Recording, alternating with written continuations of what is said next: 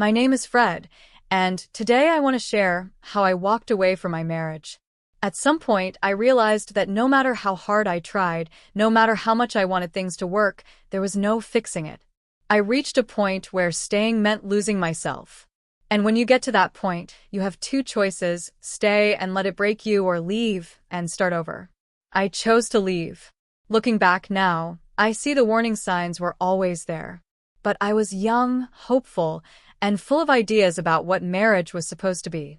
Now, I'm not telling this story to play the victim or to make anyone feel sorry for me. I'm sharing it because many people, especially men, find themselves in similar situations but don't see the truth until it's too late. So, if you're listening, take this as a lesson.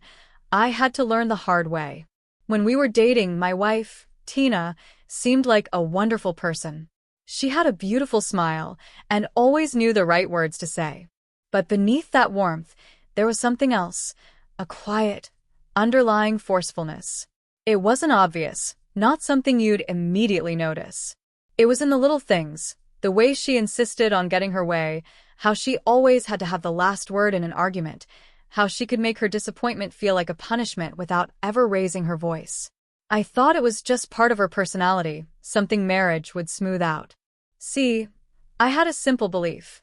When a man takes care of his woman, when he provides for her, she naturally falls into place. I grew up thinking that a husband's authority was tied to his role as a provider.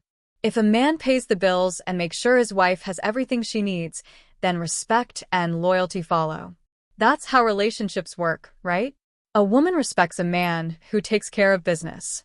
So I walked into marriage feeling confident. I had a stable job, I was making good money, and I assumed that once we settled in, Tina would ease into her role as my wife, supportive, respectful, and trusting me to lead. That's what I thought. But here's the truth I didn't see back then. Dominant personalities don't change after marriage. If anything, they just become more comfortable showing who they really are. Tina's submission at the start wasn't real. It was temporary. She wasn't following my lead because she respected me. She was simply enjoying the honeymoon phase. More importantly, she had no reason to challenge me back then. I was the provider, the one holding everything together, and as long as that was the case, she played her part. But playing a part is not the same as truly believing in something. And I was about to learn that the hard way. I remember the day I lost my job. I walked into my office like any other day, sat at my desk, and a few minutes later, my manager called me in. The meeting was short and straight to the point. The company was cutting costs and downsizing. That's how they put it. But when you have bills to pay, there's nothing more personal than losing your income. At first, I told myself it was temporary. I had a solid resume, years of experience, and good connections. I figured I'd bounce back in no time. I walked out of that office with my head held high, confident this was just a setback. I even joked with Tina that night, saying, "Guess I get a little vacation while I job hunt." She laughed at the time. But looking back, I think that was the last real moment of warmth between us. The first few weeks weren't bad. I sent out applications, made calls, and followed up on leads. But the job market wasn't as welcoming as I had hoped. Weeks turned into months, and the longer I stayed unemployed, the more things started shifting at home. At first, Tina was supportive, encouraging me, telling me I'd find something soon. But over time, her patience thinned. I could see it in the little things. She stopped asking how my job search was going. She started saying we less and I more. She never said it outright, but I could feel the resentment creeping into our conversations, our routines, our silence. Tina became irritated all the time. The smallest things set her off. If I forgot to take out the trash before she got home, an argument. If I left a plate in the sink, trouble. If I asked her what was wrong, the answer was always nothing, but her tone and body language screamed that something was definitely wrong. And then there was the intimacy. Before, she would reach for my hand while we watched TV, lean against me on the couch, or steal kisses in the kitchen. Now, nothing. It was like living with a roommate, not a wife. Warm embraces were replaced with cold shoulders. Real conversations turned into distracted small talk. She never initiated intimacy anymore.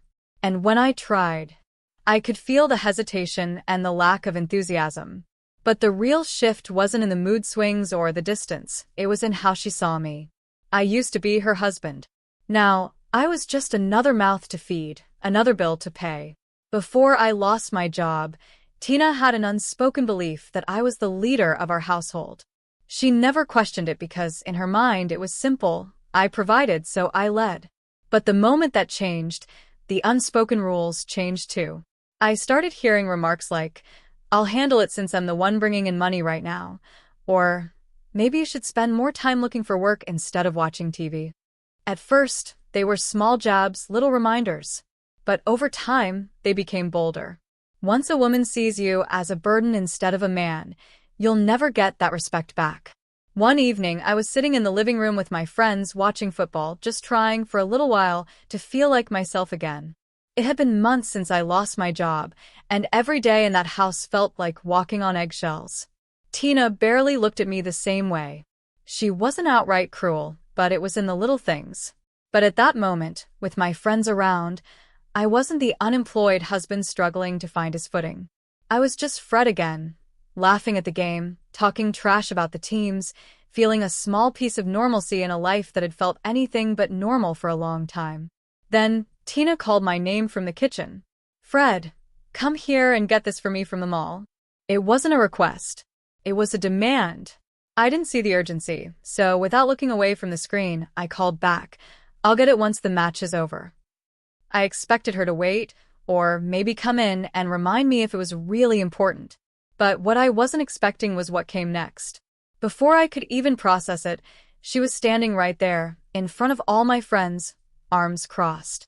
And then she said it, loud and clear, for everyone in the room to hear. "Either do as I say or pack your bags." Just like that, the entire room shifted. Nobody said a word. The same friends who had been talking and laughing just seconds ago went dead silent.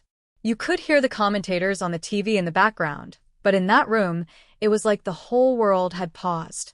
My friends weren't looking directly at me, but I could feel their eyes shifting uncomfortably, pretending to be interested in the game while processing what they had just heard.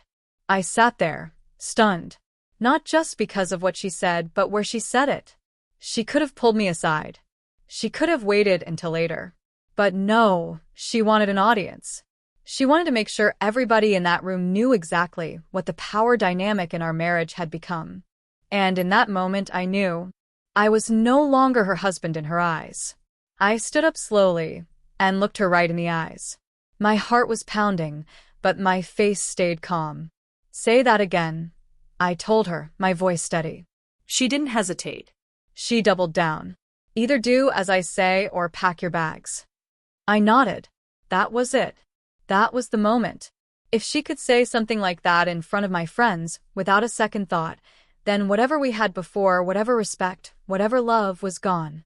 And there was no coming back from it. "All right," I said, my voice quiet but firm. "If that's how you feel, I'll make it easy for you then." Then I sat back down. I didn't argue. I just turned my attention back to the game like nothing had happened. For a second, she just stood there, waiting for me to react the way she expected, to argue, to explain myself, to beg.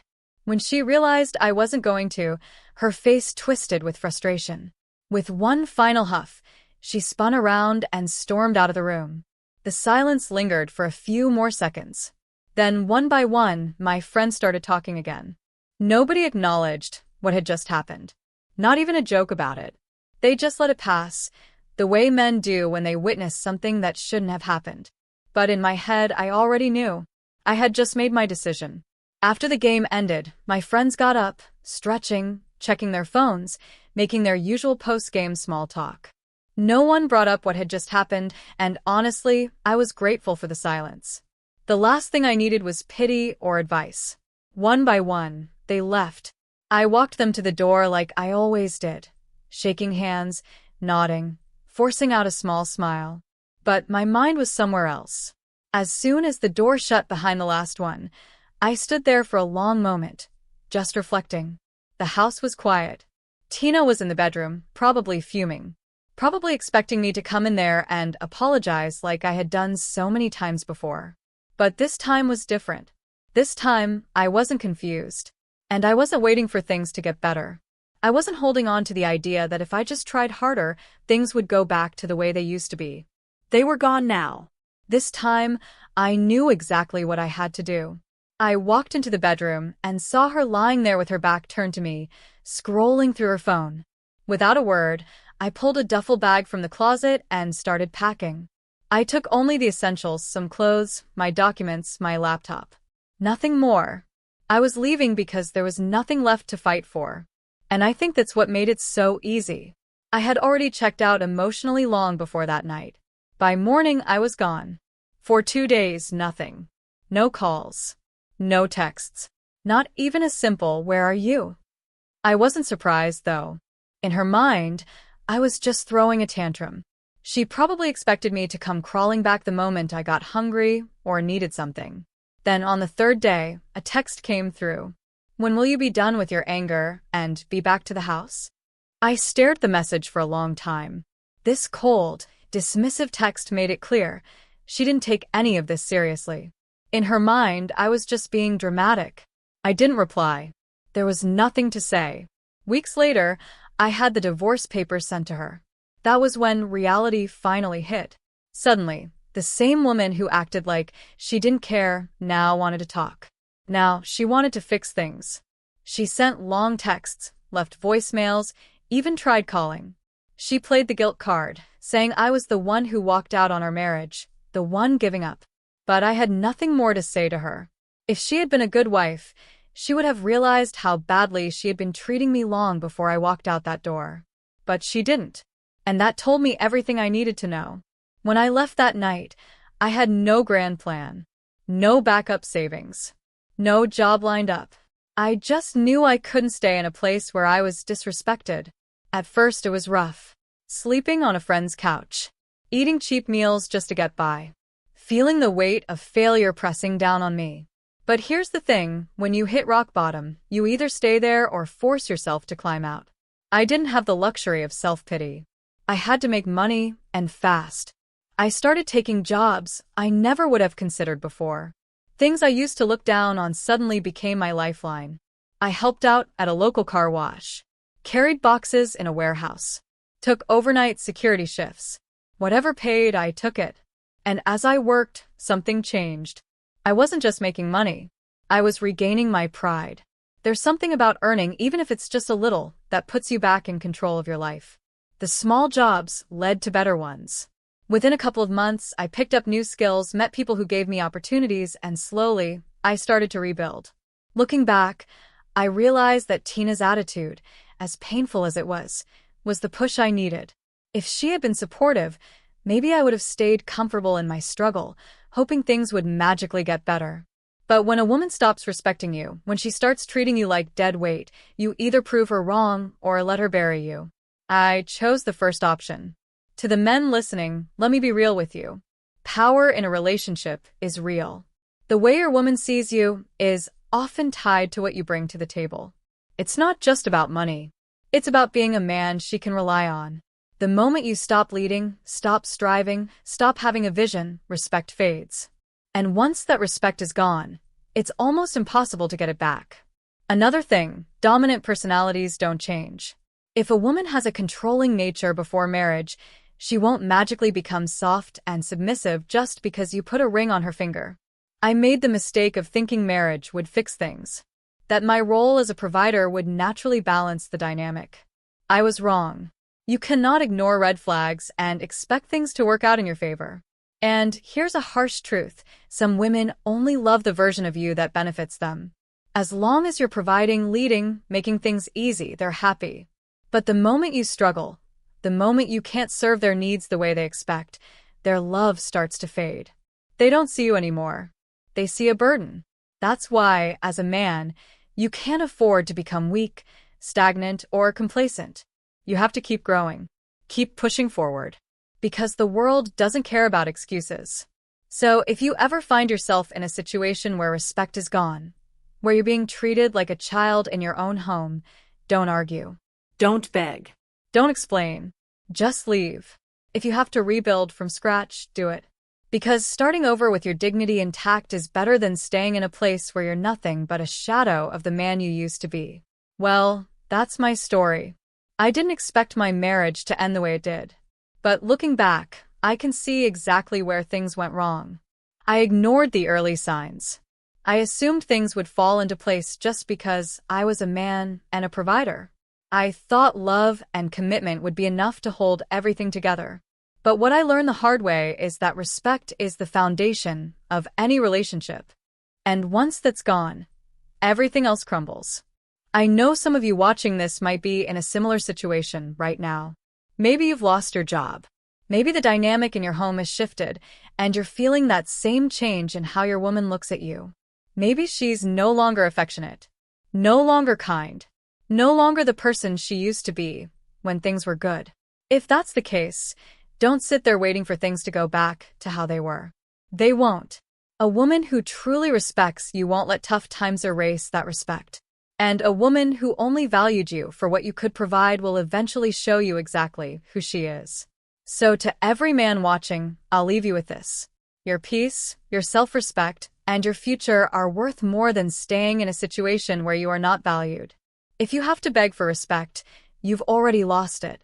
The strongest thing you can do is walk away in silence.